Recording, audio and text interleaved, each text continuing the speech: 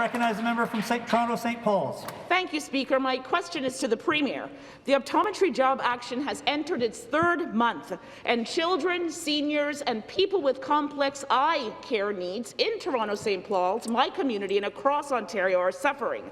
I heard from a constituent whose child desperately needs a new prescription. Without it, she's suffering migraines, dizziness, and comes home crying each day. At this point, she's willing to pay out of pocket for an appointment, but that's not an option here. This has left many with the last resort of leaving the province to receive this vital service.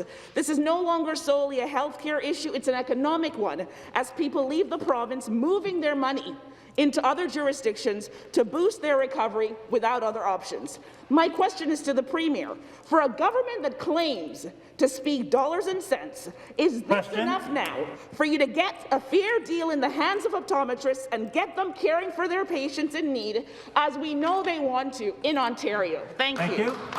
I recognize the Parliamentary Assistant to the Minister of Health. Thank you, Mr. Speaker, and thank you to the member from St. Paul's for the question. As I mentioned before, I myself suffer from migraines, and I think it's terrible that this young lady is suffering from migraines, and she should have an appointment. So I encourage her and her mother to reach out to the College of Optometrists. There are optometrists providing services in Ontario, and it is frankly a professional obligation of all optometrists to ensure that their patients do not suffer any harm or any deterioration in their condition or suffer at all, frankly. As I've said before, we're extremely disappointed that the optometrists have done this, have walked away from the negotiations. It's very difficult to negotiate if nobody is there at the table. They chose the mediator, they refused to meet the mediator's conditions, and they will not come back to the table. We have done everything possible to lay the groundwork for a deal with the optometrists. We have put upfront payment of $39 million. We've offered 8.4% increase. We've offered ongoing negotiations. We are ready, willing, and able to negotiate with the optometrists. I encourage them all to come back to the table now. Thank you. I return to the member from Toronto St. Paul's for a supplementary. Speaker, the government has known about these negotiations for over a year and decided to do nothing. Let's just put that on the table first. My question is back to the Premier. The government has said over and over that it is optometrists who are not coming to the table. Doug Darabi, the Senior Director of Government Relations with the Ontario Association of Optometrists, has confirmed that he has not heard from this Conservative government since August 29th, almost 2 months ago. This was after the government presented a deal that could only be described as a joke after years of negotiating with this government and, quite frankly, the previous Liberals.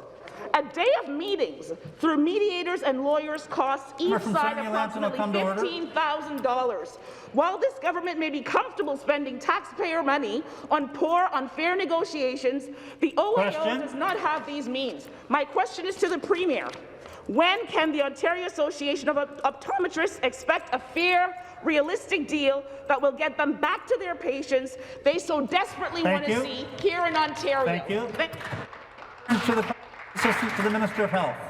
Thank you very much, Mr. Speaker, and thank you again to the member from St. Paul's for the question. Of course, the mediator left the parties with a standing invitation to resume mediation at any time. All we're waiting for is for them to come back to the table. The ministry has accepted the mediator's conditions. The ministry has communicated its continued willingness to return to mediation, and the ministry is ready, willing and able to do just that. That's what we're there for. Since day one, we've done nothing but try to get to an agreement with the optometrists, but they're using hardball tactics, frankly, using vulnerable patients as part of their negotiating strategy. I would